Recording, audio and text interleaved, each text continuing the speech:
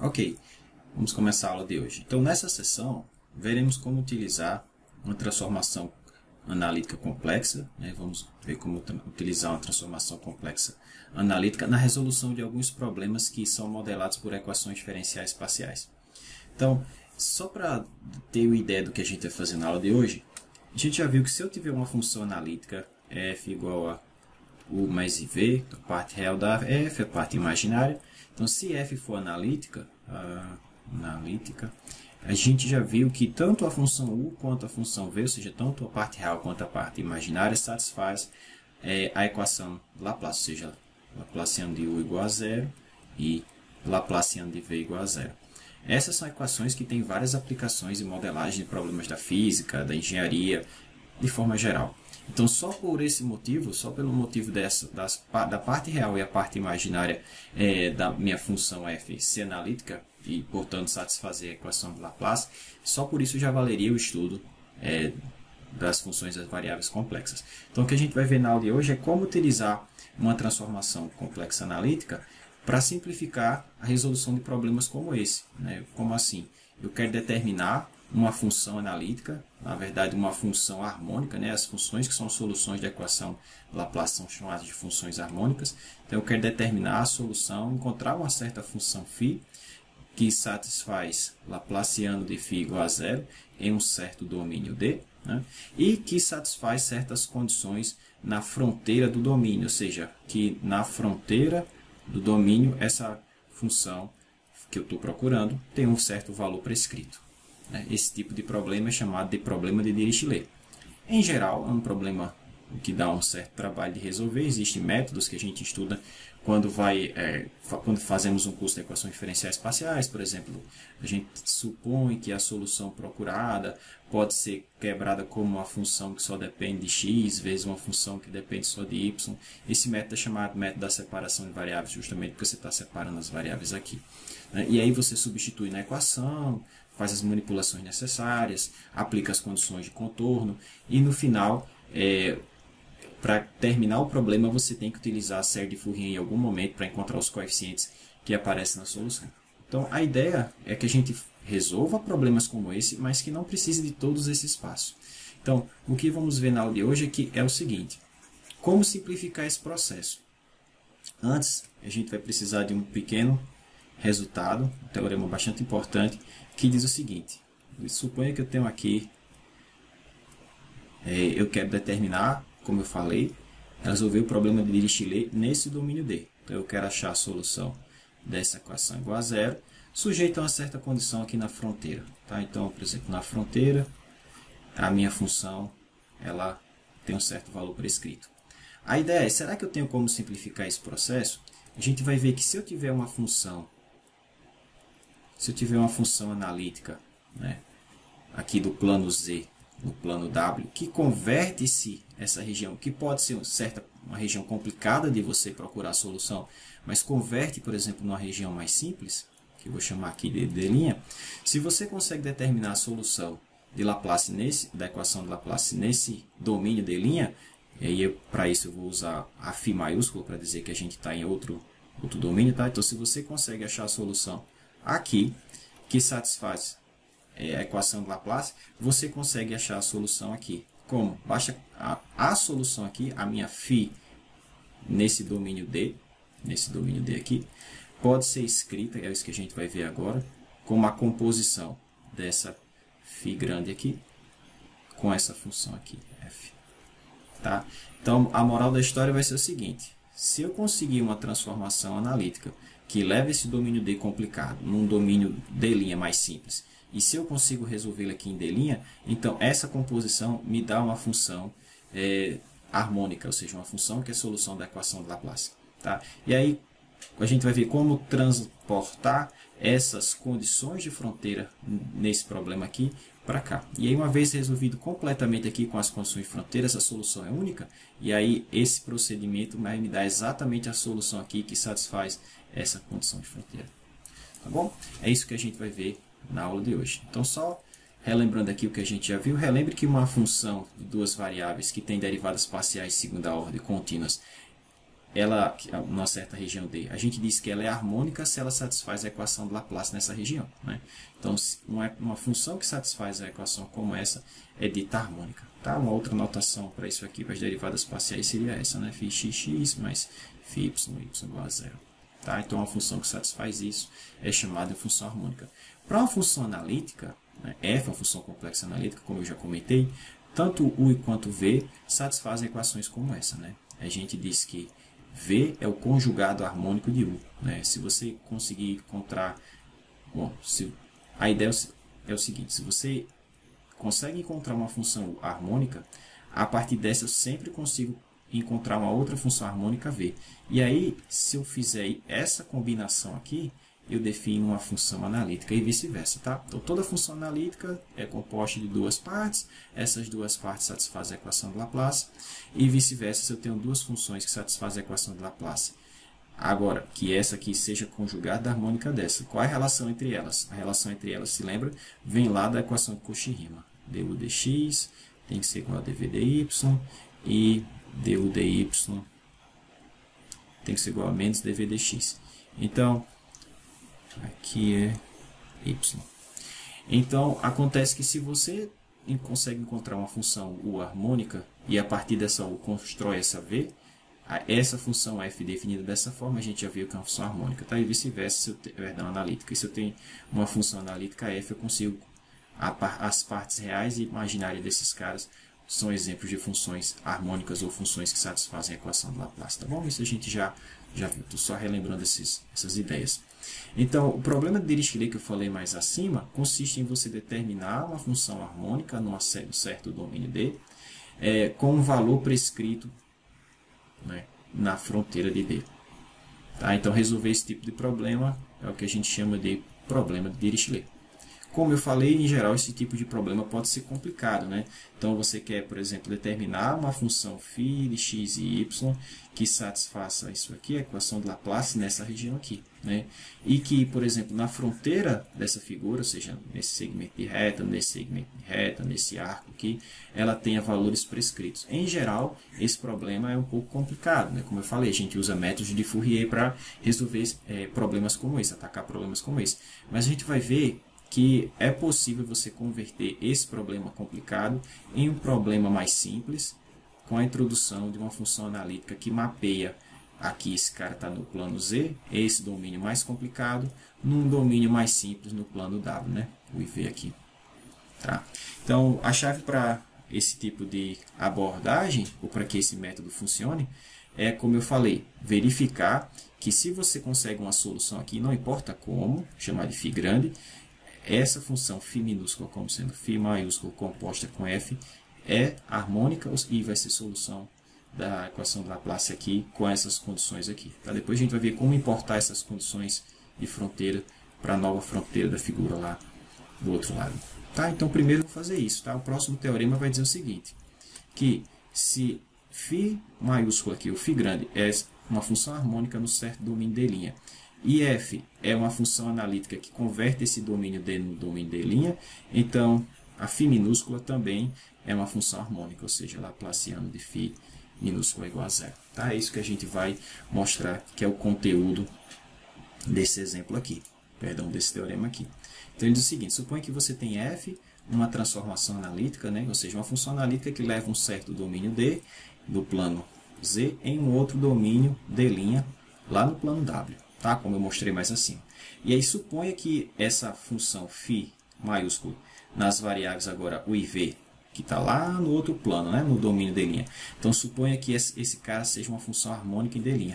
Então a essa composição aqui, ó, então φ de u de x, y mais v de x, y, que define essa função φ minúscula de duas variáveis x e y, também é uma função harmônica. Tá? Então vamos fazer a verificação. É um pouco extenso, mas é interessante a gente fazer isso, tá?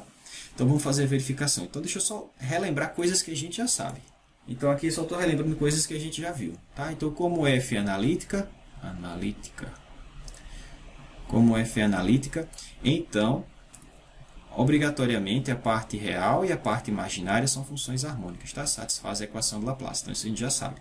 E a gente já viu também o seguinte, pessoal, que as curvas de nível u igual a C1, por exemplo, e v igual a C2, né, esses caras, essas curvas, elas são ortogonais no ponto de interseção.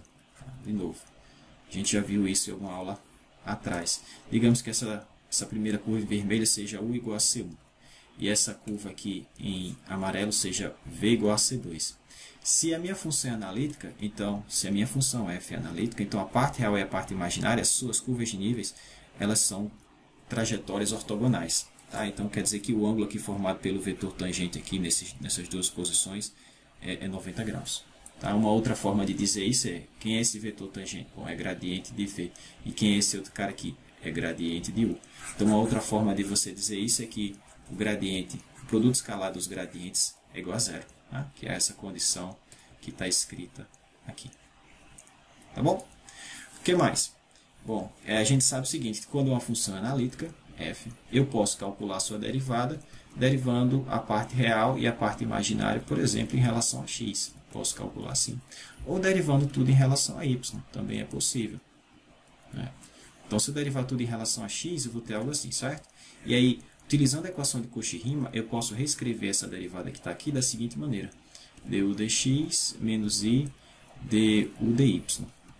E aí, nota então que o tamanho desse cara ao quadrado, que é igual à norma desse cara, é esse carinha ao quadrado, mais, o menos vai embora, o i também não vai ter mais, esse cara ao quadrado. Tá? Então, onde aparecer essa combinação especial, eu posso substituir pelo modo da derivada da função ao quadrado. Bom, isso aqui também é verdade se eu tivesse derivado em relação a y, tá certo? Então, se aparecer algo assim também, ó, du dy, perdão, tudo em relação a v, dx dv ao quadrado mais dv dy ao quadrado, isso também é igual à norma da derivada da função ao quadrado, tá certo? O valor absoluto da derivada da função ao quadrado. Tá bom? Então, onde aparecer esses carinhas, eu vou substituir, por isso que eu falei aqui. Ok, então agora é só regra da cadeia mesmo, tá bom? Então, deixa eu fazer aqui, eu tenho lá embaixo pronto, mas vamos fazer aqui o passo a passo de como é que a gente vai proceder. Então, a ideia é o seguinte, eu quero mostrar que essa minha função φ de x, y, que é construída da seguinte maneira. Eu primeiro resolvo o meu problema lá no domínio d', aí eu ganho essa função φ maiúscula. E aí, minha φ é uma função de u e v, tá? Mas aí eu tenho... Como é que eu cheguei nesse plano IV? Eu levei parte aqui do meu domínio, ou na verdade, meu domínio D, para o meu domínio D', através dessa função, né? Dessa transformação analítica. Então, U, nesse caso, é uma função de x e y, né? Uma função de x e y, e o V também é uma função de x e y. O que é que eu vou fazer? Eu vou substituir esse U pelo U de x e y, vou substituir essa V pela v de x e y, tá? Que é o que eu estou fazendo, é compondo a φ com a f, tá? No final das contas é isso. Então, fazendo isso, note que essa minha φ maiúscula, no final das contas, vai ser uma u de x e y e v de x e y, tá? Portanto, é uma função de x e y, como eu coloquei aqui. Então, o que é que eu vou fazer agora? A minha tarefa aqui é mostrar que essa função φ minúscula, ela satisfaz a equação de Laplace, ou seja, se eu derivar duas vezes em relação a x, mais derivar duas vezes em relação a y, que o resultado disso é zero. Tá bom? Então, vamos fazer isso. Vai dar um pouquinho de trabalho, calcular essas derivadas, mas a gente vai fazendo devagarzinho aqui. Ok, então vamos começar derivando φ em relação a x. Então, se eu derivar esse cara em relação a x, eu vou ter a derivada de φ maiúsculo em relação a u, porque φ é uma função de u. Regra da cadeia, vezes a derivada de u em relação a x, porque u é uma função de x. Tá certo? Vocês podem fazer uma representaçãozinha esquemática assim. Φ é uma função de u e v, mas u e v são funções de x e y, né?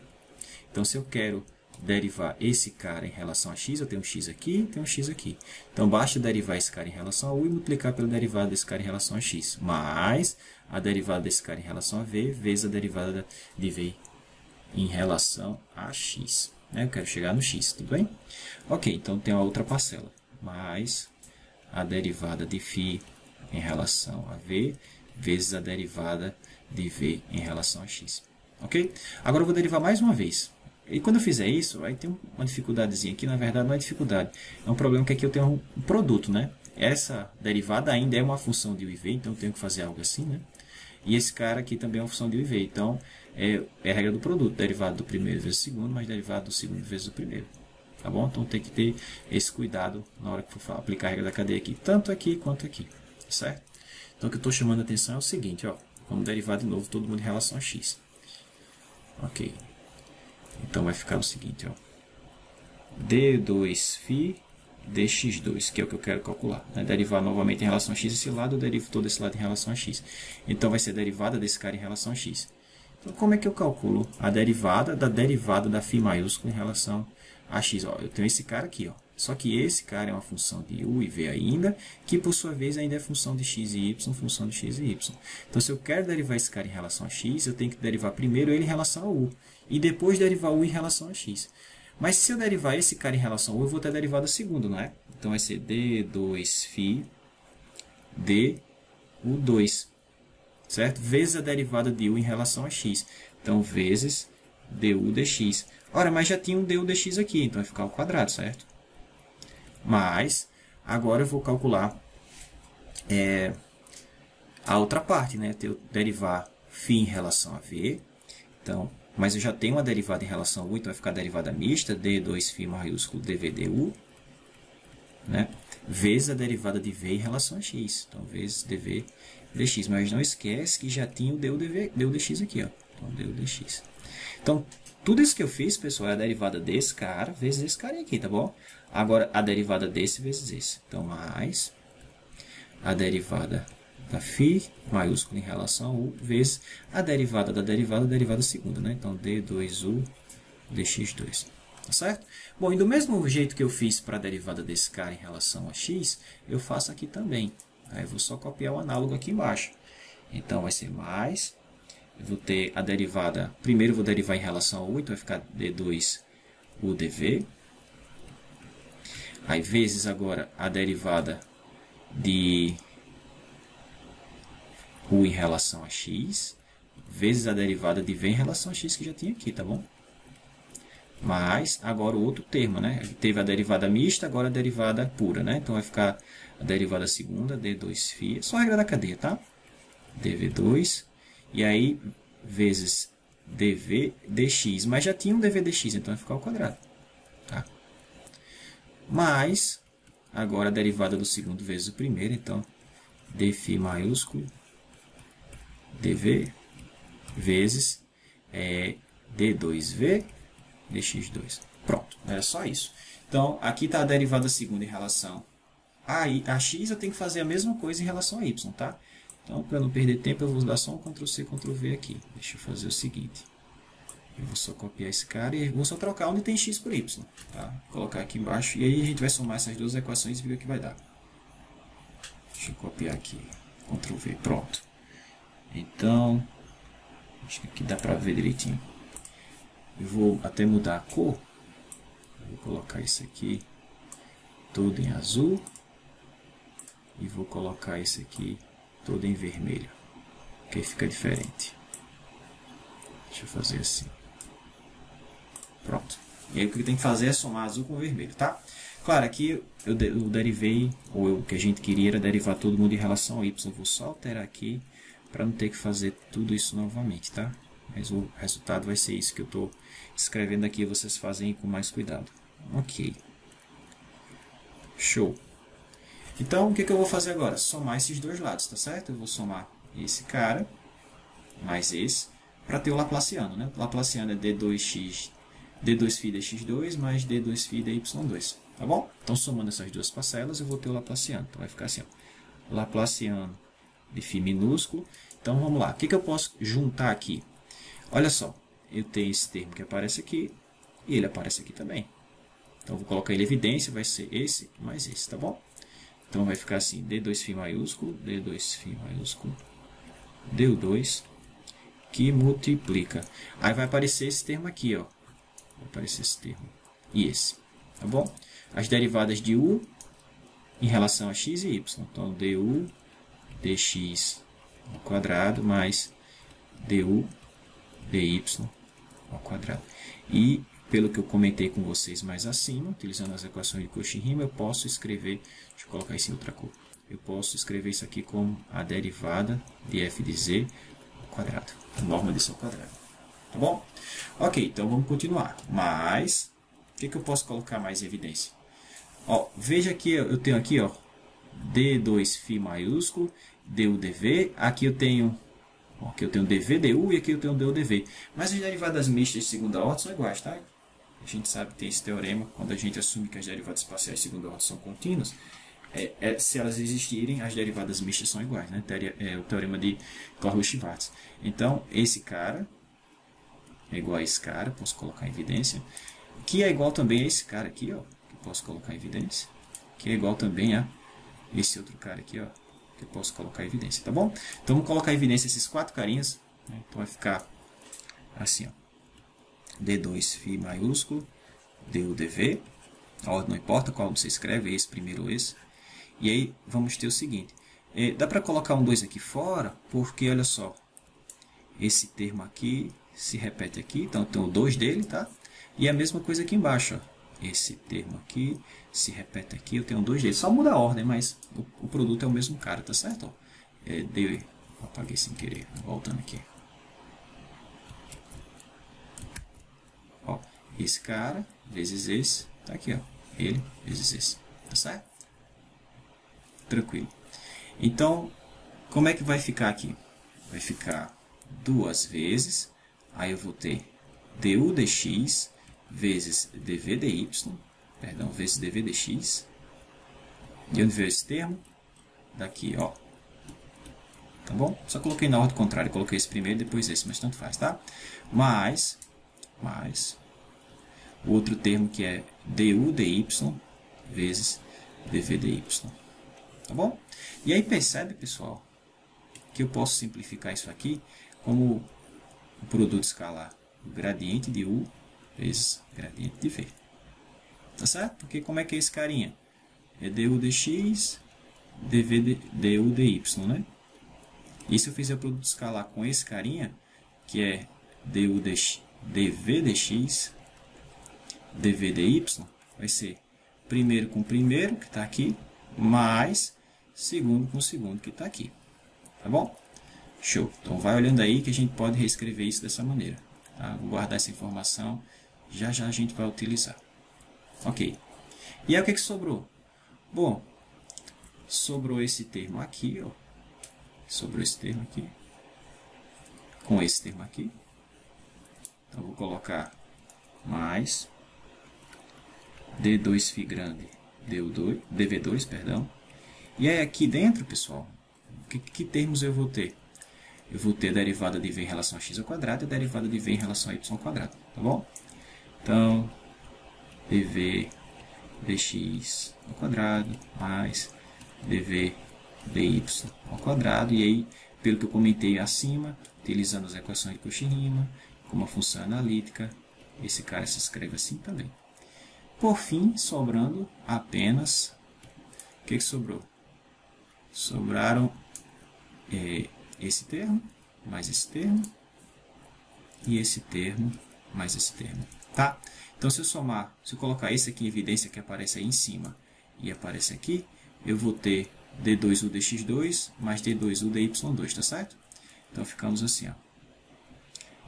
Dφ grande du, que multiplica d2u dx2 mais d2u dy2, mais a última parcela, mais dφ dv, que multiplica, olha só, aqui, ó, daqui para aqui, ó, esse cara, dφ dv tem ali, dφ dv tem aqui, e o que ele está multiplicando? Bom, o de cima multiplica a derivada parcial segundo em relação a x, dv em relação a x, aqui dv em relação a y, tá?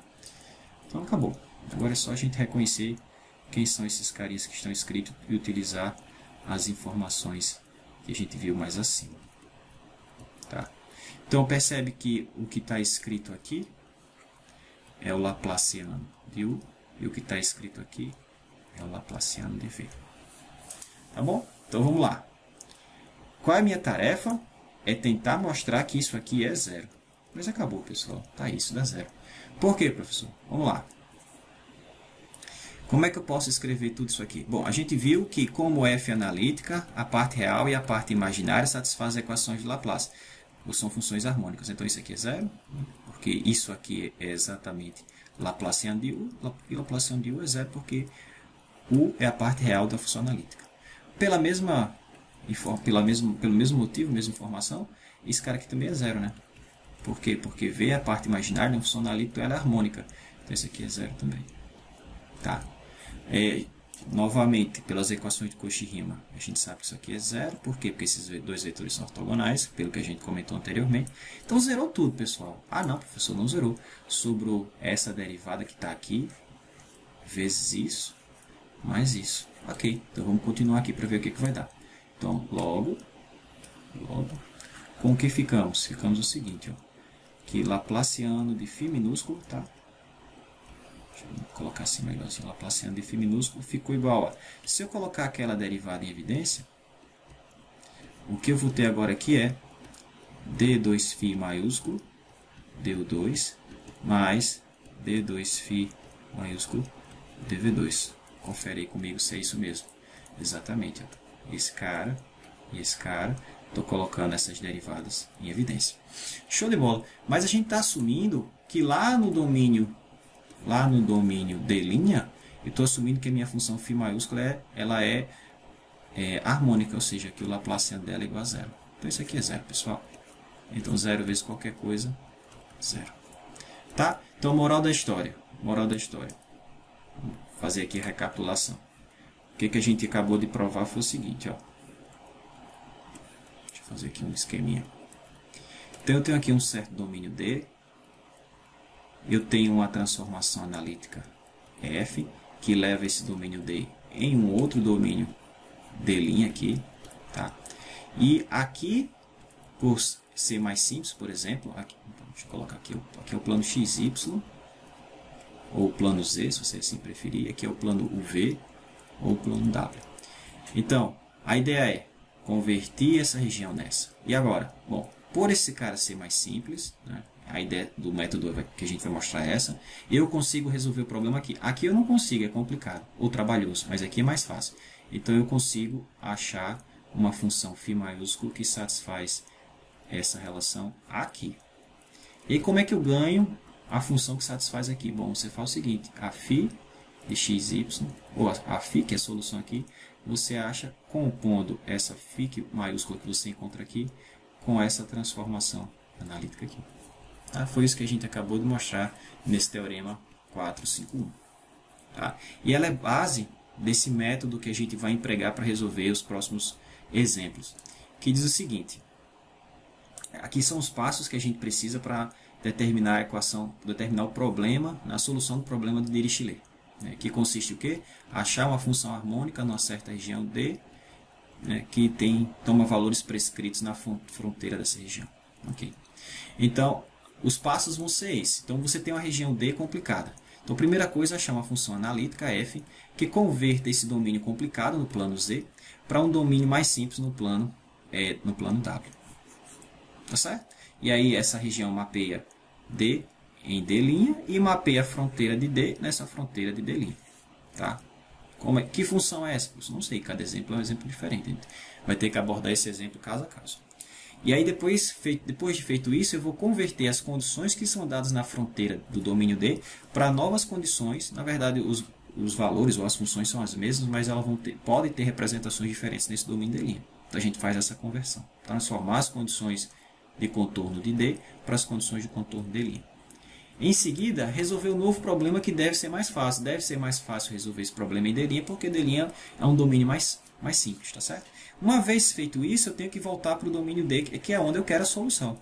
E aí você faz isso da seguinte maneira. Você vai substituir na solução lá em D', que é φ maiúsculo de V, vai substituir U pela U de xy e V pela V de xy, que vem lá da sua transformação. Tá certo? Da sua transformação analítica, que levou o domínio D no domínio D'. Tá? Então, feito isso, a função obtida dessa maneira, a nossa φ minúscula de xy, ela será a solução do problema de Dirichlet no domínio D. Tá certo? Então, aqui está um esquema do que a gente vai fazer. Você tem esse domínio D mais complicado, não consigo resolver ou é um pouco mais trabalhoso aqui. O que eu faço? Eu determino uma transformação analítica que converta essa região mais complicada, por exemplo, no mais simples. E aí transforma as condições de contorno ou condições de fronteira desse problema em novas condições na nova figura, né? Resolvo o problema aqui, resolvo nesse domínio, e aí trago de volta para cá dessa maneira. A solução aqui vai ser a solução aqui, composta com essa transformação. Tá bom? Então vamos ver como é que isso funciona através de 3 exemplos, tá? Então, o problema que a gente vai resolver aqui, o 453, ele pede o seguinte: resolva o seguinte problema de Dirichlet. Qual? Determinar a solução da equação de Laplace, ou seja, Laplaciano de φ igual a zero, na região limitada por essas duas retas, y igual a x e y igual a x mais 2, de tal maneira que sobre a reta y igual a x, a minha função φ sempre vala 3, e sobre a reta y igual a x mais 2, a minha função sempre assume o valor igual a menos 2. Tá? Então, deixa eu fazer um breve esboço aqui do que ele está falando. Então, a ideia é o seguinte, ó. Tem a seguinte representação. Tá aqui x, y. Eu tenho a reta y igual a x, que é essa reta que passa aqui pela origem, né? E tem a reta y igual a x mais 2, que é uma reta paralela a essa, mas que corta, quando x for 0, corta em y igual a 2 aqui. Tá certo? Aqui é y igual a 2. Então, essa aqui é y igual a x mais 2, e essa de baixo é y igual a x. E o que eu quero é achar a solução da equação Laplace, ou seja, resolver Laplaciano de φ igual a 0 dentro dessa região que eu coloquei aqui em laranja. Então, o meu domínio D é esse aqui. Tá? E aí, essa função que eu estou buscando, ela tem que ser tal a satisfazer a seguinte condição. Sobre essa reta, ou seja, φ é uma função de x e y, mas sobre essa reta o y é igual a x, tá certo? Então, sobre essa reta a função tem que valer 3, então meu potencial aqui é 3. A gente chama essa função φ de função potencial, tá bom? E nessa outra reta aqui, nessa outra fronteira da figura, a φ tem que ser menos 2. Então, esse é o problema que eu tenho que achar, é o problema que eu tenho que resolver. Determinar uma função de duas variáveis, φ de x e y, que satisfaça Laplaciano de φ igual a 0, e que, quando eu faça x igual a y, o valor da função é 3, e quando eu faça y igual a x mais 2, o valor da função tem que ser menos 2. Tá certo? Então, é isso. É isso que a gente tem que resolver. Bom, como é que a gente vai fazer isso? O que é que eu vou tentar fazer? Eu vou tentar converter essa região numa região mais simples. Por exemplo, em vez de trabalhar com essa região inclinada, veja que como aqui é a reta y igual a x, esse ângulo é π sobre 4. Em vez de trabalhar com essa região inclinada, eu vou convertê-la. Seria muito interessante se eu conseguisse converter ela numa região assim, ó, tá? Uma região assim. Aqui está, por exemplo, o eixo x e aqui o eixo y. Então seria interessante se eu conseguisse colocar ela assim, em pezinho, tá? Porque vocês vão ver que é mais fácil achar a solução aqui do que aqui. Tá? Inclusive a gente já até fez esse exemplo na unidade passada. Claro que a função o eixo estava centralizado aqui, não estava dessa forma que eu coloquei aqui, mas a gente sempre consegue escrever dessa maneira através de uma translação, por exemplo. Então a ideia é, eu vou levar essa região numa região assim. Tá? E aqui eu vou mostrar, a gente vai conseguir resolver, porque aqui é mais simples, porque existe simetria aqui. Vocês vão ver que a função que é a solução aqui não vai depender da variável que varia nessa direção. Eu não vou chamar de y porque a gente vai para o outro plano, tá bom? Ou seja, que a função vai ser só a função da variável que varia nessa direção aqui, tá? Por simetria. Então, como é que eu vou fazer isso? Então, vamos lá. Vamos aplicar as coisas que a gente já sabe acerca das transformações lineares. Então, como é que eu faço para colocar esse carinha em pé? Bom, esse cara está rotacionado no ângulo de π sobre 4. Se eu rotacionar essa reta aqui mais π sobre 4, aqui, por exemplo, imagina que essa reta azul antes ela estava deitadinha assim. E aí, quando eu rotacionei ela de π sobre 4, ela obteve essa direção, ou essa configuração. Eu vou rotacionar de mais π sobre 4. Se eu fizer isso, agora ela vai ficar em pezinho, né? Ela vai ficar aqui paralela ao eixo y. Então, na verdade, essa reta, se eu rotacionar ela de π sobre 4, de 45 graus, ela vai coincidir com o eixo y. Né? Então, vamos aplicar uma rotação para chegar nessa configuração. Então, vamos lá. Deixa eu colocar aqui assim. Então, como é que eu faço uma rotação no plano complexo? A gente já viu que uma rotação ela é obtida multiplicando o número complexo que você quer por um outro número complexo que não tem parte, cuja parte real é 1. Então, se eu multiplicar por E elevado a I alfa, o que eu estou fazendo é rotacionando todos os pontos desse plano, desse ângulo alfa. Como eu quero rotacionar de π sobre 4, para esse carinha ficar paralelo ao eixo Y, então basta fazer o alfa igual a π sobre 4, certo? Então, se eu passar todos os pontos que estão aqui nessa região por essa função aqui, ó, E elevado a Iπ sobre 4 vezes Z, o que essa transformação complexa vai fazer é rotacionar esse cara e ele vai ficar aqui assim agora. O azul vai ficar aqui em pezinho e o roxo vai ficar aqui em pezinho também. Tá? De forma que a minha região agora está aqui, ó. Tá? É possível mostrar? Bom, aqui corresponderia, se esse aqui fosse o plano W, né? Isso aqui seria o eixo V, esse aqui seria o eixo U, e esse cara aqui seria, essa reta aqui é a reta U igual a 0, né? E essa reta aqui você consegue verificar, não tem muita dificuldade, não, vocês tentam fazer aí, que é igual U igual a menos raiz de 2. Tá bom? Ok. Então, essa transformação complexa leva essa região nessa. Mas essa região, ela ainda não é a melhor de todas para mim. Eu queria uma coisa simétrica. Uma coisa que o que tivesse para um lado do eixo positivo, tivesse para o lado negativo. Tá? Eu queria que minha região fosse assim. Então, não é muito difícil de você conseguir isso, não. Primeira coisa, eu vou fazer o seguinte. Eu vou multiplicar todo mundo aqui. Vou fazer uma dilatação. Vou multiplicar todo mundo por raiz de 2. Vocês vão entender já já por quê. Então, se eu dilato, como é que eu dilato? Como é que eu faço uma dilatação? Eu multiplico todo mundo aqui, pego um número complexo qualquer que está nessa região e vou multiplicar por raiz de 2. Tá? Fazendo isso, eu estou dilatando esse cara desse valor. E aí, se eu multiplicar todo mundo que está nessa reta por raiz de 2, eu não altero ela, né? Porque todo mundo que está aqui, por exemplo, a coordenada x desses caras são todos 0. Multiplicar por raiz de 2 não vai fazer nada. Mas essa daqui vai mudar um pouquinho, né? Todos os caras que estão aqui, que é a reta U igual a menos raiz de 2, vai ficar menos raiz de 2 vezes raiz de 2, vai ficar menos 2. Então, essa região ela vai ser levada nessa outra região aqui, ó, só. Deixa eu colocar em pretinho melhor. No final das contas, a gente vai pegar a composição de todas essas aplicações que eu estou fazendo, tá bom? Então, novamente, esse azul continua em azul aqui, ó. E esse roxinho continua em pezinho. Só que a diferença é que agora ela não corta o eixo real mais em menos raiz de 2. Vai cortar em menos 2. Tá? Então, continua sendo essa região do problema. E agora, eu vou transladar esse cara, eu vou transladar essa região, de forma que ela fique simétrica em relação ao eixo imaginário. Como é que eu faço isso? Bom, aplico uma translação. Como é que é uma translação? É somar de alguma coisa. Tá? Então, eu vou pegar qualquer z nessa região, e se eu somar de 1, veja, aqui é 2 e aqui é 0, né? Se eu somar esse cara de 1, ele vai virar menos 1. Se eu somar esse cara de 1, ele vai virar 1. Então, essa região vai ser deslocada de uma unidade para cá. Tá? E aí, quando eu fizer isso, eu vou ter o que eu falei para vocês. Essa região mais simétrica aqui. Tá aqui azul. Vou colocar assim, azul e lilás. Tá certo? E aí essa região aqui D foi mapeada nessa região D' final aqui, tá bom? Aqui é o meu D'. Onde esse carinha aqui agora é U igual a menos 1 e esse carinha aqui é U igual a 1. Tá? Então eu vou resolver o problema aqui e depois volto para cá. Tá? Mas qual é essa transformação que sai daqui para cá? Quem é essa minha transformação F que faz isso?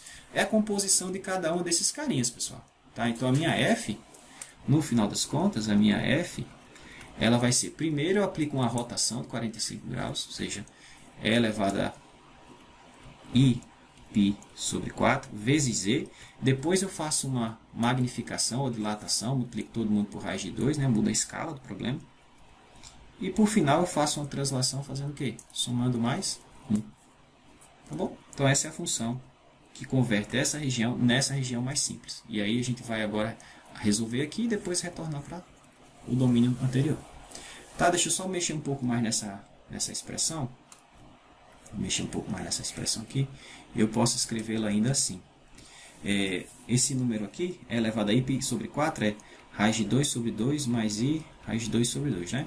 E aí, como eu vou multiplicar por raiz de 2 que está aqui na frente, esse raiz de 2 com raiz de 2 dá 2, um 2 vai embora, a mesma coisa aqui, então isso aqui vai virar o número 1 mais i, tá bom? Então isso ficou 1 mais i vezes z, né, que já tinha aqui, mais 1. Só que z eu posso escrever como x mais y, tá? E aí se você substituir aqui por x mais y, 1 mais i vezes x mais y, isso vai dar x menos y mais 1, é a parte real, tá? X menos y mais 1, mais i que multiplica x mais y, tá bom? Só fazer a continha, esse vezes esse vezes, distribuir aí, vocês vão ver que vai dar isso, tá? Então guarda essa informação, ela vai ser importante no final, eu preciso para poder voltar para o domínio de linha, perdão, para o domínio D.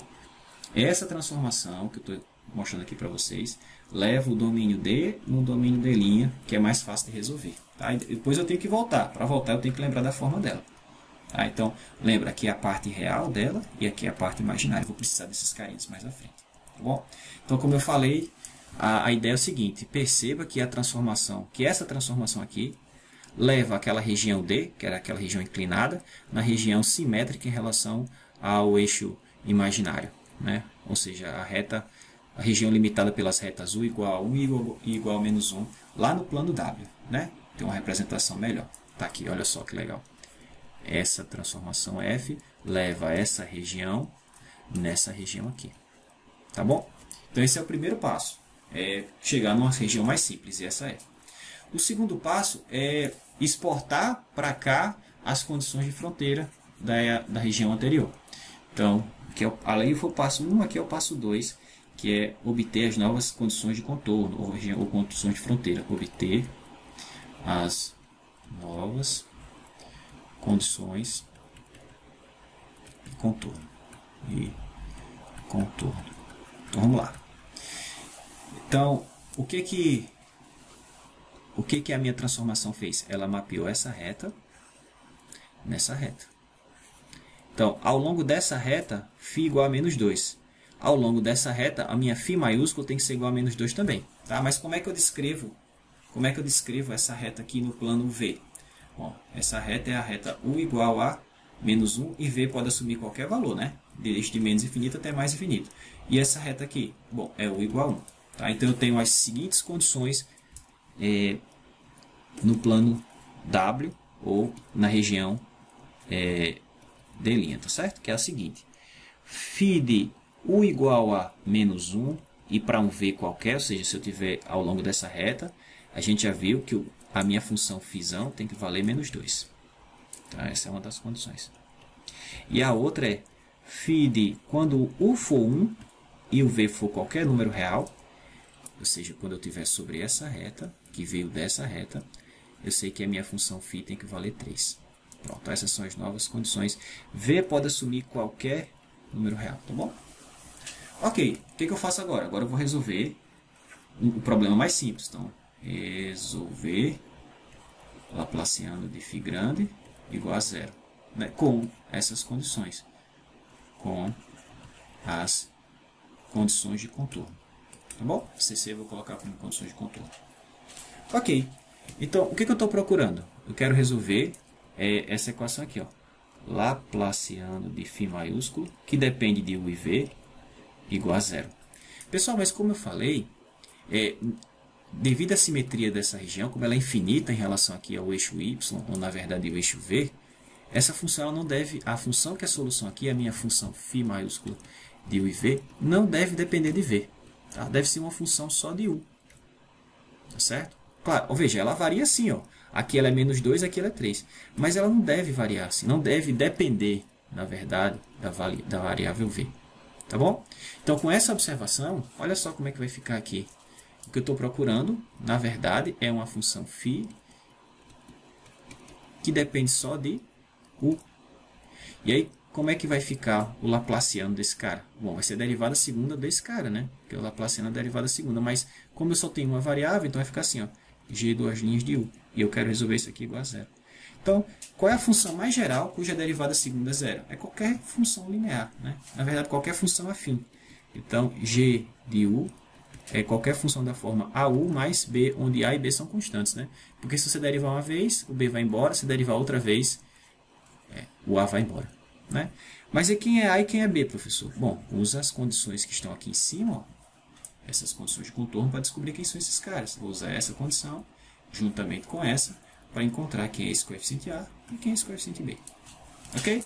Então vamos lá. Vamos aplicar a primeira condição. Quando U for menos 1, a φ, que é igual a G, né? A φ que é igual a G, tem que valer quanto? Menos 2. Então, vamos lá. Então, G, vou colocar aqui mais para baixo. G de menos 1, se eu substituir U por menos 1, vai ficar menos A mais B. Isso tem que ser igual a... Quanto é que... Bom, isso aqui é a mesma coisa que φ de menos 1 e V. Eu sei que isso é menos 2 do meu problema. E aí faço a mesma coisa, φ de 1 e V. Isso aqui vai ser G de 1. Basta substituir nessa expressão U por 1, então vai ficar A mais B, e esse cara tem que ser 3. Mas se você somar a equação de cima com a de baixo, você vai ter 2B igual a 1, né? Somando aqui, ó, essa mais essa, vou usar esse cancelo, você vai ter 2B igual a 1. De sorte que B é igual a meio, né? Ora, mas se B for meio, basta substituir nessa ou na de cima, e aí você encontra que A é 5 meios. Tá bom? Então, encontramos essas constantes A e B. Portanto, eu conheço quem é a função φ. Tá? Logo, a φ maiúscula, né? Logo, a φzão de U e V. Eu não quero a resposta em U e V, eu quero em x e y, então a gente vai ter que voltar já já. É A, mais A é 5 meios, vezes U, mais B, que é 1 meio. Tá? Então, agora é a parte mais fácil, que é a volta. 4. Determinar, ou calcular, φ de x, y. Então, qual foi o algoritmo? Para eu encontrar φ minúscula de x e y, o que eu vou fazer? Eu vou pegar a φzão, substituir onde tiver U pela U de x, y da transformação, e onde tiver V pela V de x, y da minha transformação. Ok? Ora, quem é esse U de x, y e esse V de x, y? São as componentes da função que transforma essa região nessa região. É as componentes da f. Mas as componentes da f a gente determinou aqui, ó. Tá aqui, ó. U é esse cara e V é esse cara. Não aparece V na minha expressão que define φ lá, né? Só U. Então, onde tiver U lá, eu vou substituir por x menos y mais 1. Só isso, pessoal, e acabou. X menos y mais 1. Então, onde tiver U, substitua por x menos y mais 1. Mas a expressão é, a φ de U é 5 meios de U. Mas quem é U? X menos y mais 1. Acho que é mais, né? Então, estou tirando essa informação daqui. Ó. A minha φ se escreve assim. Agora, onde tiver U, eu vou substituir por x menos y mais 1. Tá bom? Mais o restante que tinha, que era meio. Então, essa é a função que é a solução. Vamos só simplificar um pouco mais e checar. Então, φ de x, y ficou igual a 5 meios de x menos 5 meios de y. Aí eu vou ter 5 meios mais 1 é 3. Tá. Então, será que essa função é solução do problema de Dirichlet? Primeira coisa é verificar se ela satisfaz a equação do Laplace. Se você derivar essa função uma vez em relação a x, você vai ter 5 meios. Se você derivar uma outra vez, dá zero, né? Se você derivar essa função em relação a y, você vai ter menos 5 meios. Se você derivar mais uma vez em relação a y, vai ter zero. Será que se eu somar esses dois lados dá zero? Claro, né? Claro. Então, a função satisfaz a equação do Laplace. Né? Então, essa função satisfaz Laplaciano de φ igual a zero. Mas, tão importante quanto isso é saber se ela satisfaz as condições de fronteira. Porque eu sei que a minha função, quando y for igual a x, ou seja, sobre a reta y igual a x, ela tem que valer 3, né? Está lá em cima. Então, φ de xx vale 3? Vamos checar. Ora, pessoal, mas se eu colocar x aqui, vai ficar 5 meios menos 5 meios mais 3. 5 meios menos 5 meios vai dar 0, né? De x vai dar 0. Mais 3, 3. Sim. Então, mas eu tenho que checar se ela satisfaz a condição lá na outra reta. Na outra reta é y igual a x mais 2. Então, eu tenho que calcular o φ de x e x mais 2. Será que isso aqui dá menos 2? Será que dá? Ó, substituir aqui. Então, vai ficar assim, ó, 5 meios de x menos 5 meios de x mais 2 mais 3. Ó, 5 meios de x com menos 5 meios de x cancela. Aqui eu vou ter menos 5, né? Porque vai ficar menos 5 meios vezes 2. Vai dar menos 5, mais 3 dá menos 2. Ah, certinho. Ok? Então, moral da história, essa é a função que resolve esse problema de Dirichlet aqui, ó. determinar uma função φ minúscula, né, uma função φzinho de x e y, que satisfaça a equação de Laplace nessa região e que sobre essa reta tenha esse valor, e sobre essa reta, que é a fronteira da figura, tem esse valor. Tá? Então, o que a gente vai fazer são mais exemplos, tá bom? Mas a ideia básica é essa. Ok, então vamos lá. Antes, deixa eu chamar a atenção para a seguinte observação. A gente já viu que a função log principal, tá? Que se escreve assim, que é o log real do valor absoluto, mais i vezes argumento de z. Essa função, ela não é analítica em todo o plano, né? Para ela ser analítica, eu tenho que cancelar ou cortar um pedaço aqui do domínio, né? Fazer esse corte de ramo, que consiste em retirar do plano complexo, por exemplo, esse intervalo menos infinito até zero. Né? Então, se eu fizer isso, o que sobrou, né? No que sobrou, essa função é analítica. Tá? Em particular, ela é analítica se a coordenada y de... Aqui é o x, aqui é o y. Né?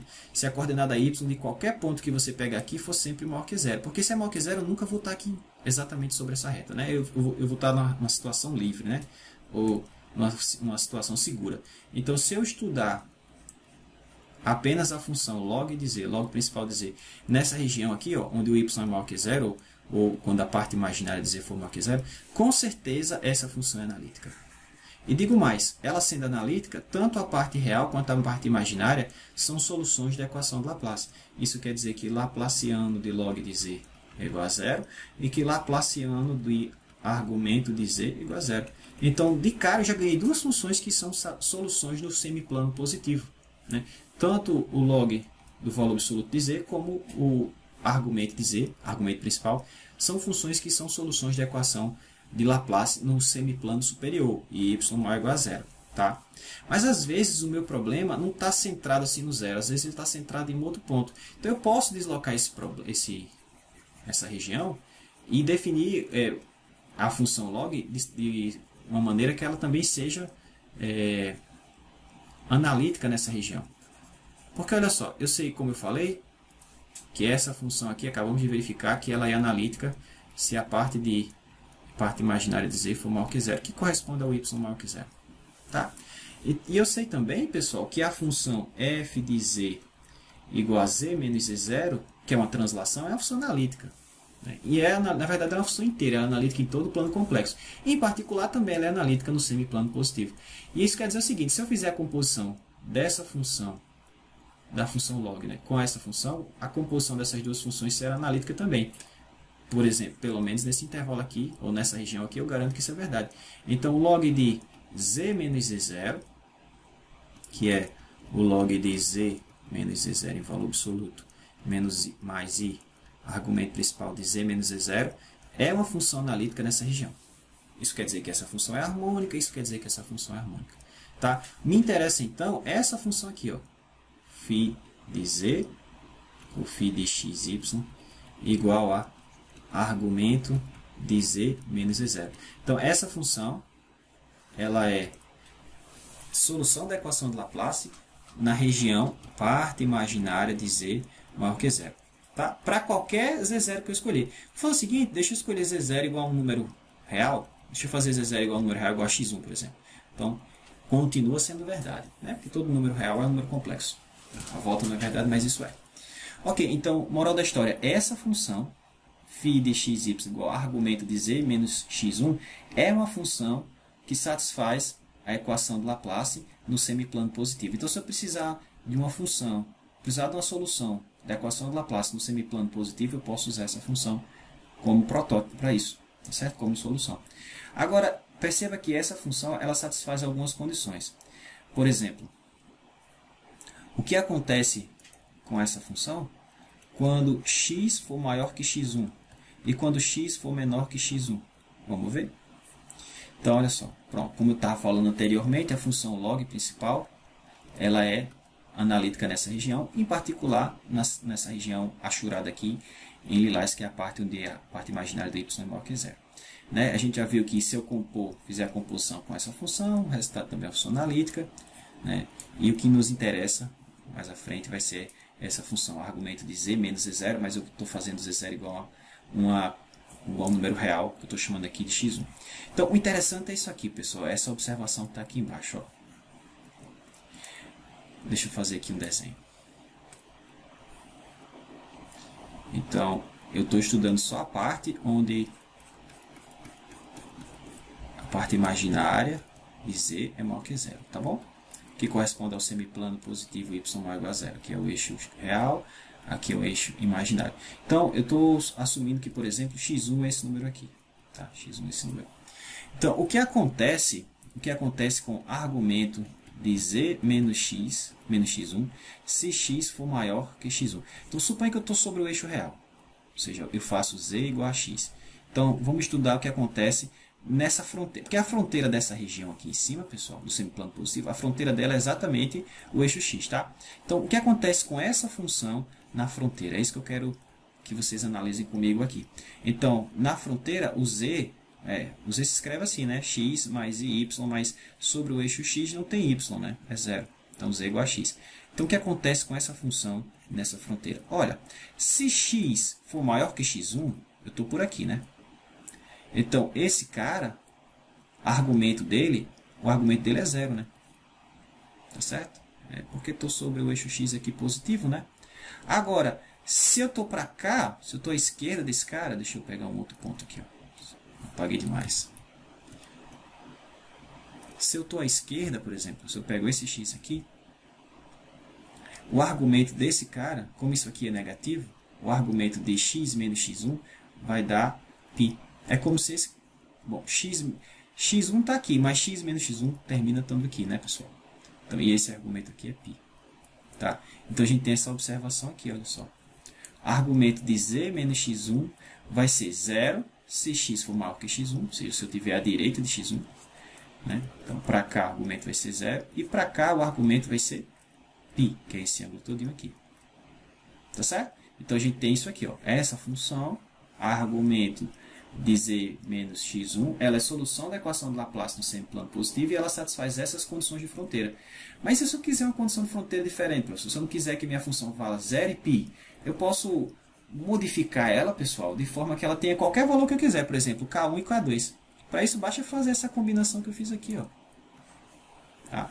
Basta fazer essa combinação. Porque, veja, essa função, a fronteira retorna um número entre 0 e π. Se eu dividir todo mundo por π, vai me dar um número entre 0 e 1. Né? Se eu multiplicar todo mundo por K0 menos K1, então vai me dar um número entre 0 e K0 menos K1. E aí, se eu somar K1 a isso, se eu somar K1 para cá e K1 para cá, isso vai me dar um número entre K1 e K0. Tá certo? Então, eu posso ajustar as condições de fronteira dela para dar qualquer número que eu quiser. Tá? Basta, em vez de utilizar argumento de z menos z1, eu usar K0 menos K1 dividido por π, que multiplica argumento de z menos z1 mais K1. Tá? Para que eu estou fazendo isso, né, professor? Por que o senhor está fazendo isso? Vocês vão ver já já. Tá? Então, mas a ideia é o seguinte, preste atenção. Essa função, ela é solução da equação de Laplace no semiplano positivo, ou seja, y igual a zero, e satisfaz essas condições de fronteira. Sobre o eixo real, ela satisfaz essas condições de fronteira. Tá? Então, a ideia é o seguinte, deixa eu quebrar aqui. Ó. A ideia é o seguinte, essa função φ minúscula igual a argumento, igual que eu coloquei lá em cima, tá certo? Se não me engano, está K0 menos K1 sobre π, que multiplica argumento de z menos x1 mais K1. Essa função, ela é solução da equação de Laplace no semiplano positivo, nessa região azul clarinha aqui. E sobre essa região aqui, ó, sobre essa reta, que é uma parte da fronteira da figura, né? A fronteira dessa figura, pessoal, é essa semirreta em azul mais escuro. E aí eu tenho, na verdade, essa reta em azul mais escuro, que é o eixo x. Eu tenho essa parte aqui e tenho essa outra parte aqui.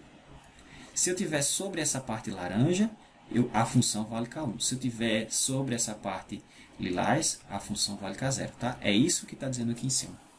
De novo, essa função é a solução da equação de Laplace em azul claro e que em azul escuro, aqui, mais escuro, satisfaz essas condições de fronteira.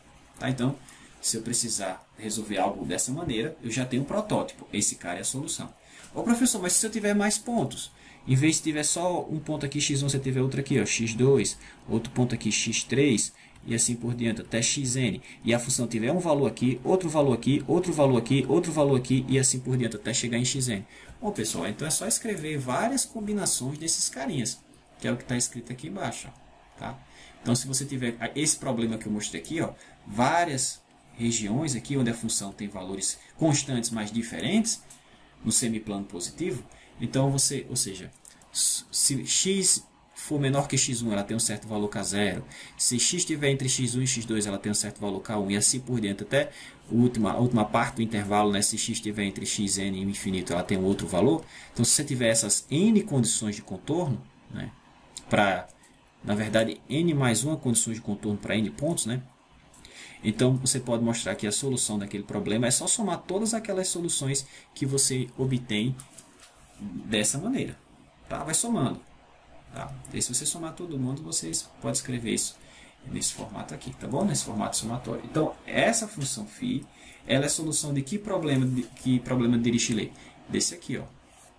Você tem n pontos aqui, ó, x1, x2, x3, lá, xn menos 1, xn.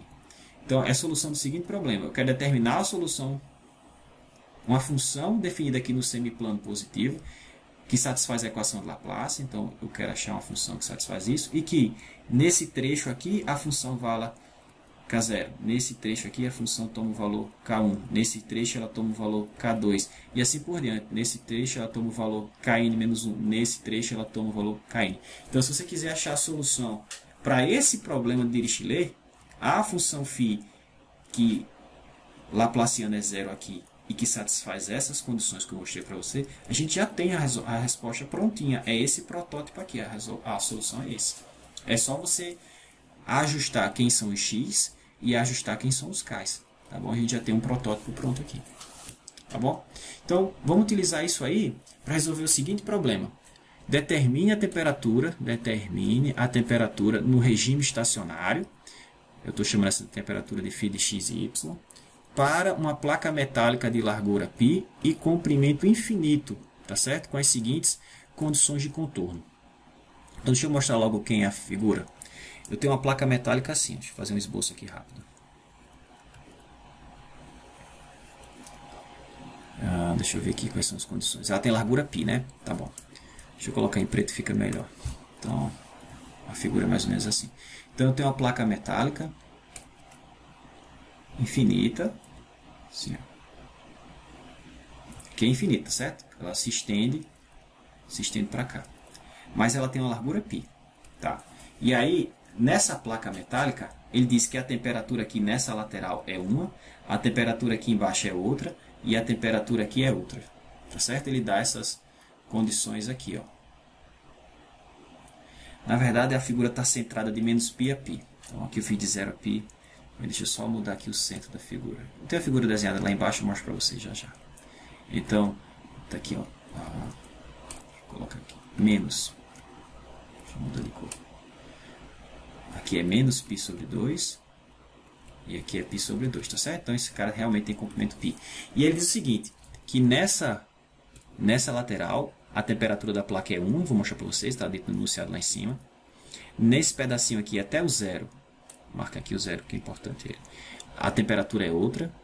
Nesse pedacinho aqui, a temperatura é outra. E nesse pedacinho aqui, a temperatura é outra. Tá? Então, determine como é que a temperatura φ de x e y varia aqui dentro. Para um x dado e um y dado. Tá?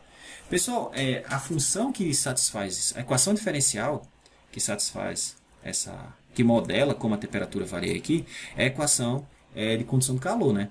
Que é assim, dφ dt igual a constante ao quadrado vezes d2 vezes o laplaciano de φ.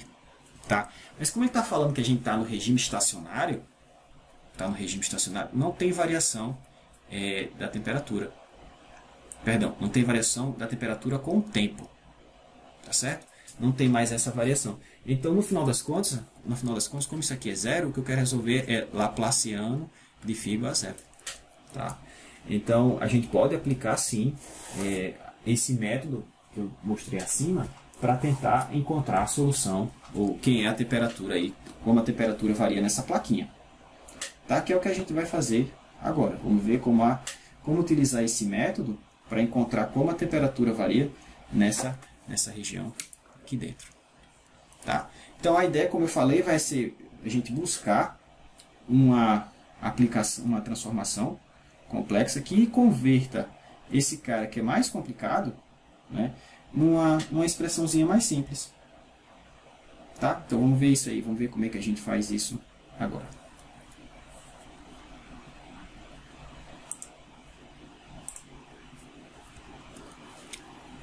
Pois bem, então vamos lá. Deixa eu ganhar aqui um pouco de espaço.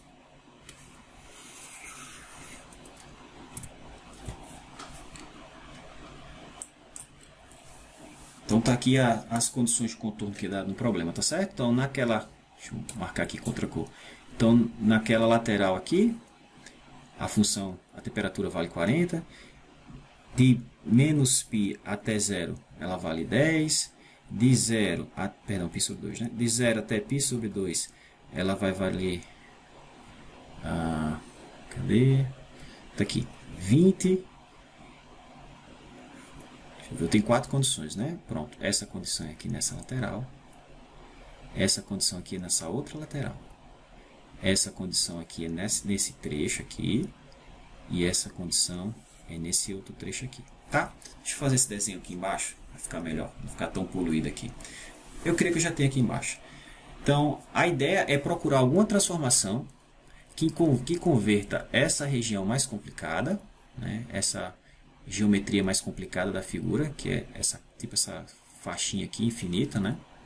Em algo mais simples. Que algo mais simples, professor? Olha, pessoal, eu vou tentar converter isso no semiplano positivo. Por quê? Por que, professor, você vai converter isso no semiplano positivo? Porque eu já sei resolver problemas aqui, pessoal. A gente já tem uma formulinha para isso. Foi o que eu acabei de mostrar para vocês. Essa função aqui, essa φ, definida dessa maneira, ela resolve os problemas de Laplace no semiplano positivo com certas condições de contorno. Tá certo? Como as condições de contorno aqui são constantes, né? Essas aqui são constantes, esses K são constantes, e como nesse exemplo aqui também todos são constantes, eu estou na situação perfeita, pessoal, para fazer isso, tá? Então a ideia agora é como é que eu converto isso aqui nisso, que transformação complexa leva essa figura no semiplano aqui, leva essa faixa infinita, né? Essa placa infinita aqui, no semiplano positivo. Que transformação é essa? Bom, é essa transformação aqui, seno, tá, pessoal? A função seno complexa vai levar esse cara nesse cara, tá? Vou mostrar para vocês por que isso acontece. Então, a transformação que vai fazer, que vai converter essa região D nessa região D'. Quem é D'? É o semiplano positivo. Vai ser exatamente essa seno, tá? Por que ela faz isso? A gente já viu, pessoal, nas aulas passadas, que eu posso escrever como é que foi definida a função seno. Ó, seno é definida em termos exponenciais, né? Elevado a iz menos e elevado a menos iz dividido por 2. Então, dá muito trabalho trabalhar com essa expressão desse formato. A gente pode fazer o seguinte, usar as propriedades do seno, que eu mostrei na aula passada, e reescrever esse cara rapidamente assim. Seno de A, cosseno de B, então seno de X, cosseno de Y, mais seno de cosseno de A, seno de Y, tá? Vale o seno da soma, né? A gente viu isso nas aulas passadas. Só que cosseno trigonométrico de I vezes Y é igual ao cosseno hiperbólico de Y. Então eu posso substituir esse cara aqui por cosseno hiperbólico. Dá uma olhada nas aulas passadas, tá certo? Caso você tenha esquecido.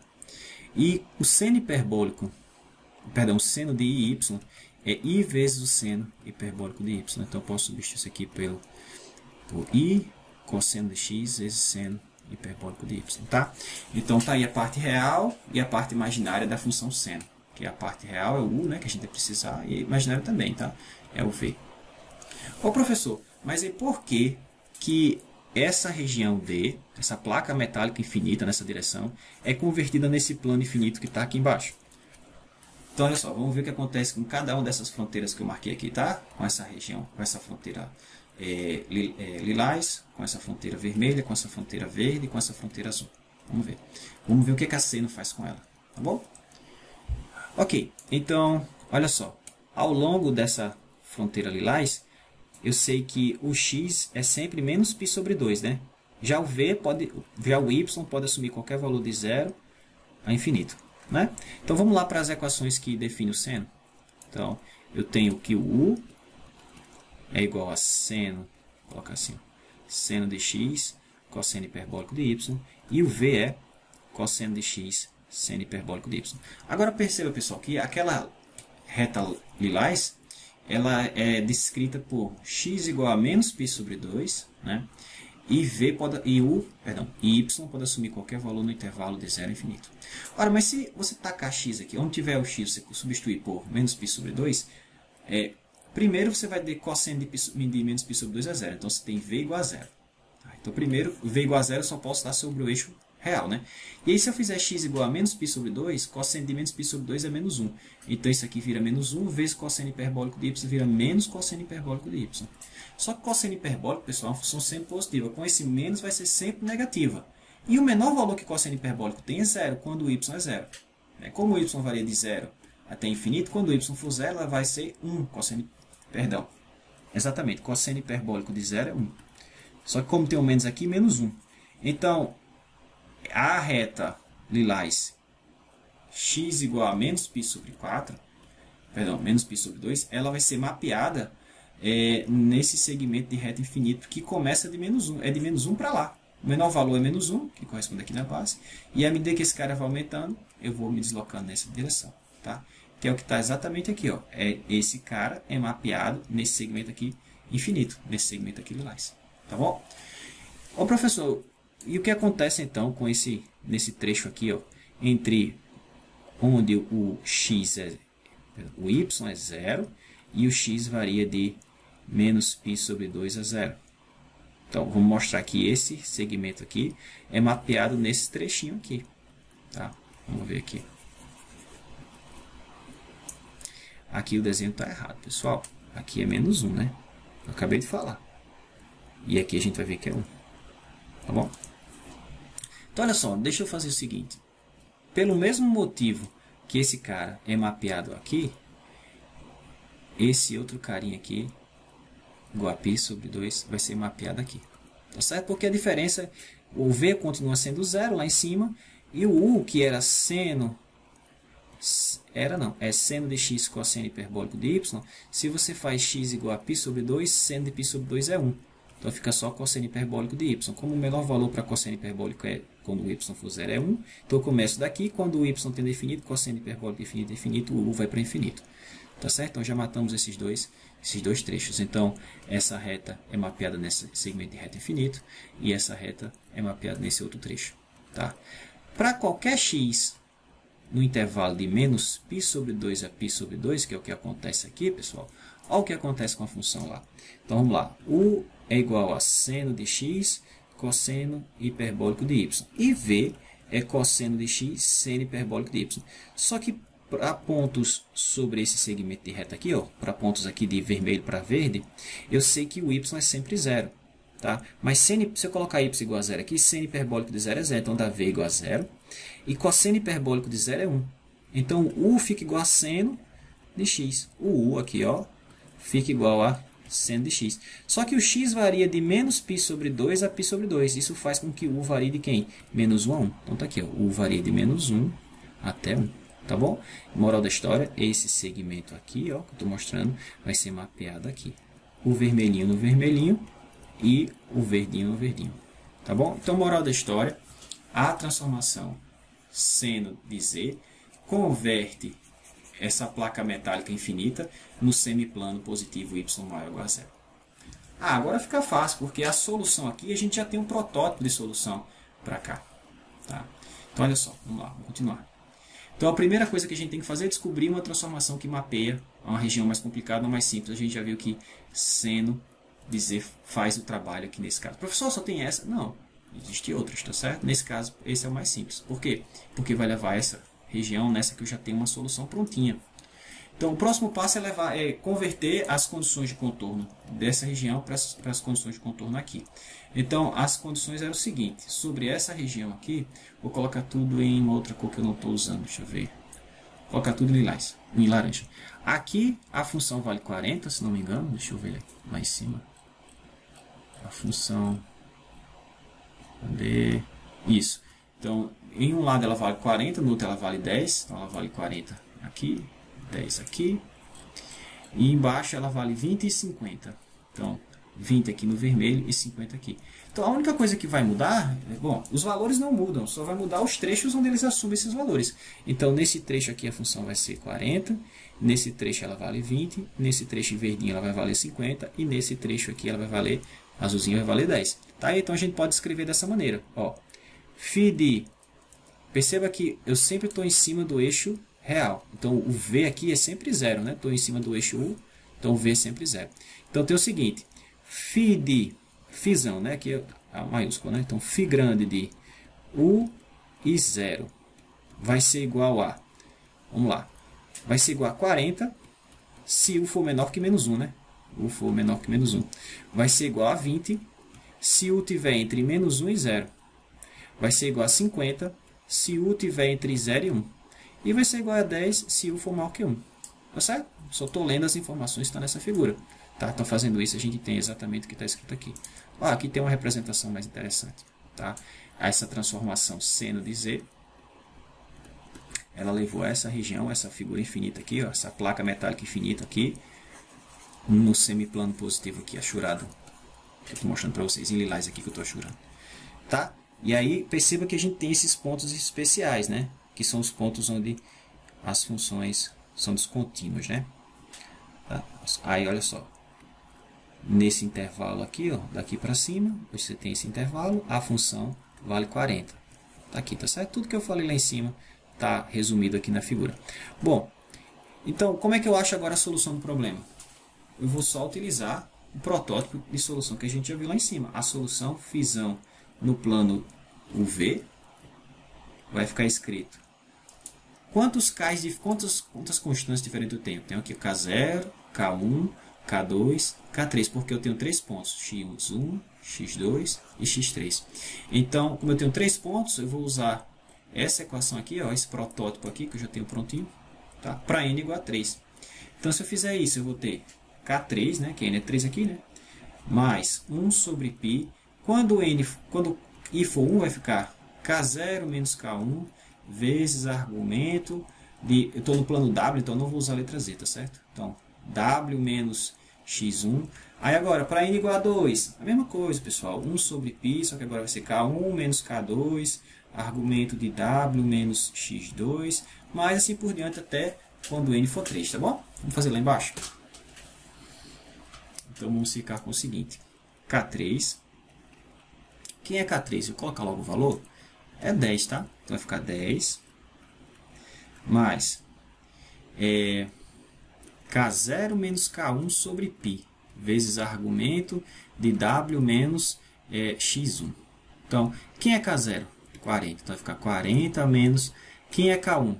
20. 40 menos 20 vai ficar 20. Então, vai ficar 20 sobre π. É isso?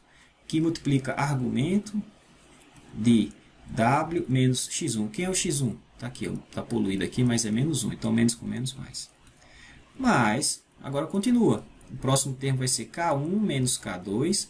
E aqui x2, ó. Tá? Ou se você preferir, pessoal, o 2, né? Porque eu estou no outro plano, não tem x, né? É o IV. Então, vai ficar K1 menos K2, ou seja, 20 menos 50, vai ficar menos 30. Menos 30 sobre π. Argumento de W menos x2 ou 2, tanto faz, que é 0, né? Tá aqui, ó, é 0. Então, fica só W mesmo. Mas o próximo. O próximo vai ser K2 menos K3, a gente para por aqui, né? Sobre π. Quem é K2? 50. Quem é K3? 10, ó, 50 e 10. Então, 50 menos 10, 40.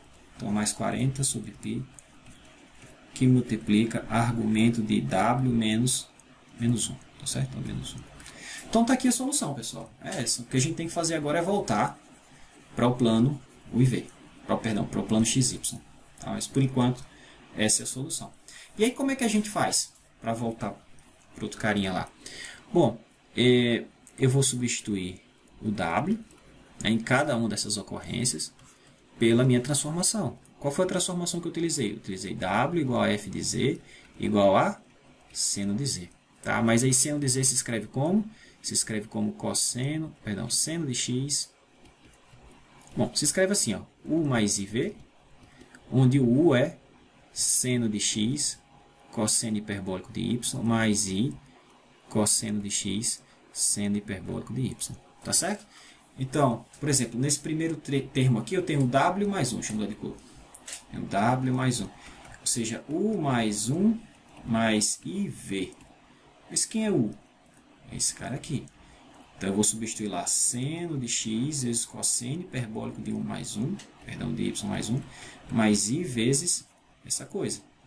Cosseno hiperbólico de x vezes seno hiperbólico de y. Aqui, só substituir isso aqui diretamente.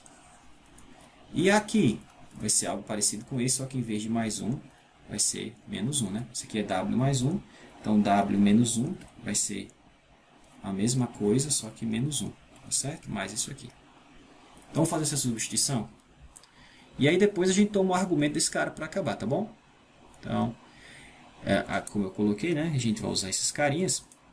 Perceba, pessoal, que o argumento, como é que eu escrevo, por exemplo, se W é U mais IV, como é que eu escrevo o argumento desse cara? Como é que é o argumento desse cara aqui? Só para a gente terminar o problema.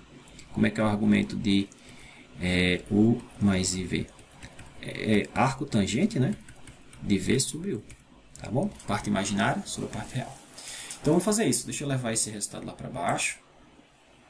E vamos fazer essas substituições. Deixa eu levar... Só esse cara aqui tá bom. Ctrl C. Vou para aqui agora. Ctrl V. Pronto, apareceu. Vou subir mais um pouquinho aqui. Pronto, aqui tá bom. Ok. Então, como é que a gente vai ficar?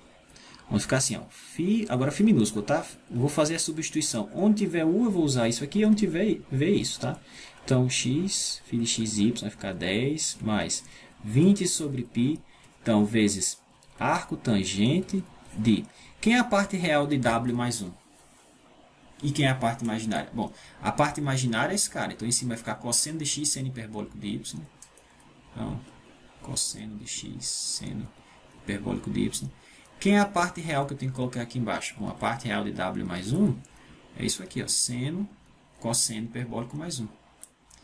Então, seno de x, cosseno hiperbólico de y mais 1. Tá? Outro, menos 30 sobre π, a mesma coisa. Arco, tangente, estou fazendo esse. Agora, da parte imaginária sobre a parte real. A parte imaginária é o V, que está aqui, ó, é cosseno, seno. E a parte real, seno, cosseno. Então, vai ficar... cosseno hiperbólico, perdão, é cosseno de x, né? Cosseno hiperbólico não, professor. Então, vai ficar cosseno de x, seno hiperbólico de y, dividido por seno de x, cosseno hiperbólico de y. Mas, para terminar o problema, 40 sobre π, que multiplica, bom, argumento é arco tangente de w menos 1. Quem é a parte imaginária? Parte imaginária é cosseno vezes seno, não muda, né? Cosseno de x vezes seno hiperbólico de y. Então, cosseno de x vezes seno hiperbólico de y. E a parte real é igual a esse carinha, só que em vez de mais 1, menos 1, tá bom? Então, seno de x, cosseno hiperbólico de y, menos 1. E está aqui a solução. É dessa forma que a temperatura varia naquela plaquinha infinita. Pessoal, parece que o resultado é complicado, mas a forma de chegar não foi. Diferentemente da maneira que você teria que fazer se você fosse utilizar, por exemplo, técnicas de Fourier para resolver esse problema. Vocês iam ver que o problema ia ser muito mais trabalhoso. Tá certo? A resposta, a solução parece complicada, mas o processo não é. Tá bom? Então, para terminar, deixa eu fazer esse outro problema aqui. Tá? Então, aqui ele diz o seguinte, você tem duas placas metálicas infinitas, né, perpendiculares entre si, que são mantidos a potenciais constantes, K0 e K1. Como na figura que eu vou mostrar a seguir. Então, ele pede para a gente determinar o potencial elétrico, né, na região onde o x e o y são positivos. Então, a figura que vai aparecer lá embaixo é o seguinte. Eu tenho uma placa metálica infinita assim, eu tenho outra placa metálica infinita assim. Tá? As duas são infinitas, tá certo? Cresce nessas direções assim. Tá? E aí ele diz que essa placa aqui é mantida a um certo potencial, sei lá, mantida a um potencial fixo, φ igual a K0, e que esse cara aqui é mantido a um certo potencial fixo, φ igual a K1. Sei lá, você mantém esse cara aqui a 10 volts, esse aqui a 20 volts. Tá? E aí ele pede para você determinar como o potencial elétrico varia nessa região onde o x e o y são positivos. Tá? Então, pessoal, vou colocar aqui um sistema de coordenadas só para a gente se orientar. Fazer o seguinte, fazer o x para cá, fazer o y para cima e o z saindo em direção a gente aqui da tela. Pessoal, como essa figura ela é infinita para lá, para cá, o potencial não deve depender da variável z, tá certo? Essa simetria, como ela é infinita assim, ó, então o potencial não deve depender do z. Deve depender sim do y e do x. Tá? Então o que eu vou fazer? Eu vou substituir essa figura que eu acabei de desenhar por uma mais simples, só no plano xy, já que por essa observação, o potencial não deve depender do x, perdão, não deve depender do z.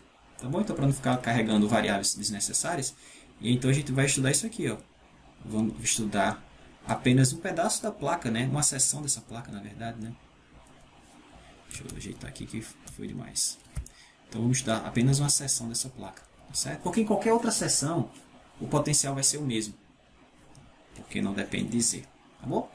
E aí ele disse o seguinte, que nessa parte aqui o potencial tem um certo valor K1 e nesse segmento de reta tem um certo potencial K2. E ele quer que a gente encontre o potencial φ de x e y nessa região que eu mostrei aqui, achurada para vocês em lilás, onde tanto o x quanto o y são positivos, primeiro quadrante. Tá certo? Ok. Então, qual vai ser a ideia? Novamente, vai ser tentar encontrar uma transformação complexa que converta essa região numa mais simples. Que mais simples? Essas que a gente já tem o protótipo lá em cima, pessoal. O semiplano positivo. Tá bom? Então, essa vai ser a ideia. Então, como eu falei, a figura é essa. Mas como ela é infinita nessas direções aqui, né? Como ela é infinita, por simetria, o potencial elétrico não deve depender da variável z. Tá? Então, como o φ não deve depender de z, a gente pode substituir por um problema mais simples, né? Pela geometria mais simples, eu só preciso olhar uma seção daquela figura, tá bom? E então o que a gente vai tentar fazer é resolver esse problema. Determinar uma função que satisfaça isso aqui, Laplaciano de φ igual a zero, né? Porque essa é a condição que o potencial elétrico satisfaz na ausência de cargas elétricas. E sujeito a essa condição, que ao longo dessa reta o potencial elétrico seja esse valor, ao longo dessa reta o potencial elétrico seja esse outro valor. Tá? Então, a transformação isso você pode fazer de várias maneiras. Você pode usar a transformação log de z para converter esse cara em retas paralelas. A gente já viu para retas paralelas assim, né? Que aí a gente mostrou lá que a solução dependia só de u, né? Mas se você utilizar, por exemplo, a função log principal aqui, ela vai converter essa região aqui numa região entre retas paralelas assim. E aí você pode procurar uma solução aqui em g que só depende de v para o potencial, tá? Mas para evitar trabalhar com a log, dá para fazer? Claro que dá. Sugiro até que vocês tentem. Eu vou usar z quadrado, porque z quadrado também faz algo interessante. Ela não vai levar em retas paralelas, mas ela vai converter essa região aqui, esse primeiro quadrante, no semiplano superior. Porque o que z quadrado faz, pessoal? Ele pega qualquer número complexo, r vezes e elevado a θ, quadra o tamanho desse cara e dobra o ângulo, né?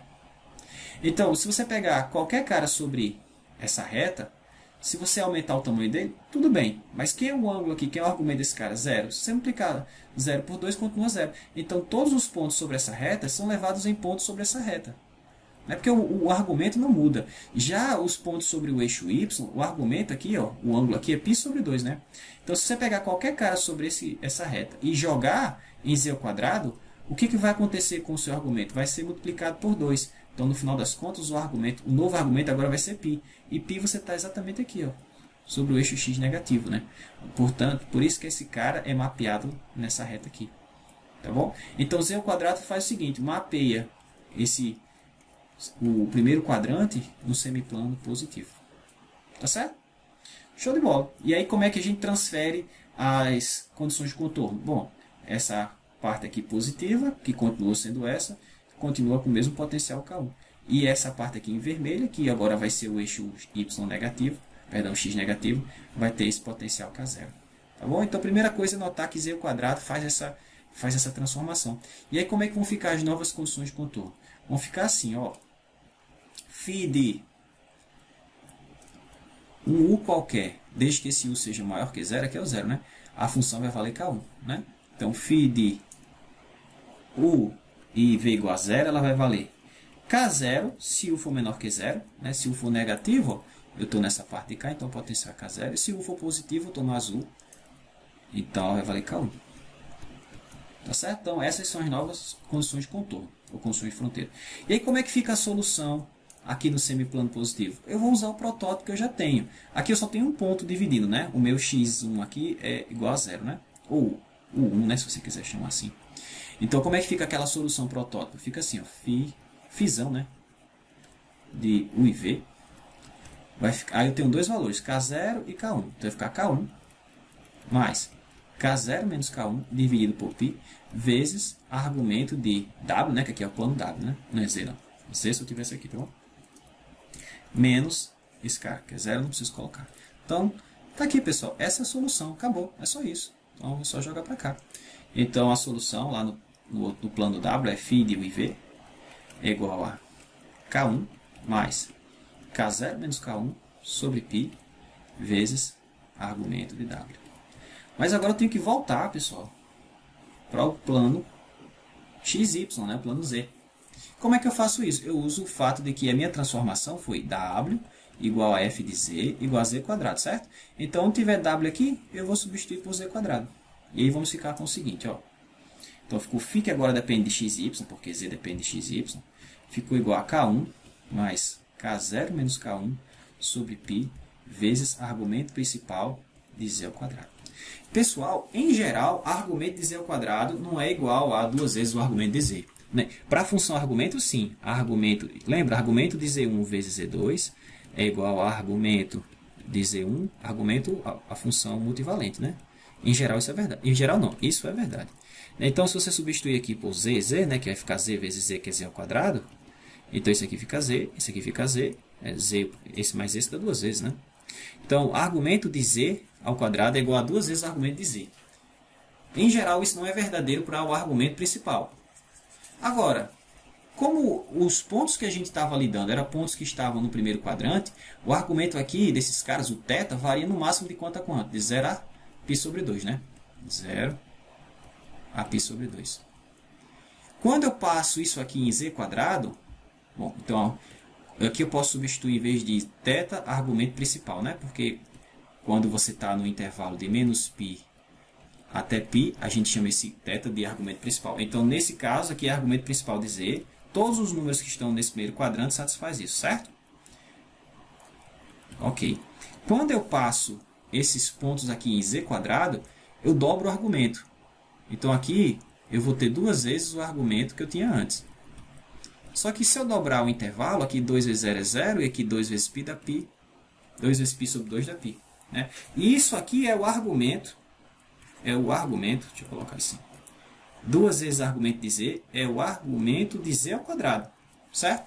Mas perceba que como esse valor está entre 0 e π, então ele também é o argumento principal. Então, nesse caso, pessoal, moral da história, vale essa relação. Argumento de z ao quadrado igual a 2 vezes argumento de z. Tá? E isso aí vai fazer com que essa expressão aqui em cima vai ficar mais simples. Espera aí que eu vou ajeitar ela. Então, nesse caso, eu posso baixar esse 2 aqui, tá bom? E aí escrever isso como sendo K1 mais K0 menos K1 sobre π. E bom, aí caiu 2, né? Então 2 vezes isso. Deixa eu arrumar aqui melhor. K1 mais 2 vezes isso. Argumento de z. Ora, mas se z é x mais y, como é que eu escrevo o argumento de z? Bom, é arco tangente da parte real, parte imaginária, que é y, sobre a parte real. Tá? Então, isso aqui foi bem tranquilo, né? Então, de forma geral, a solução lá vai ficar K1 mais 2 vezes K0 menos K1 sobre π vezes arco tangente de y sobre x. Olha que legal.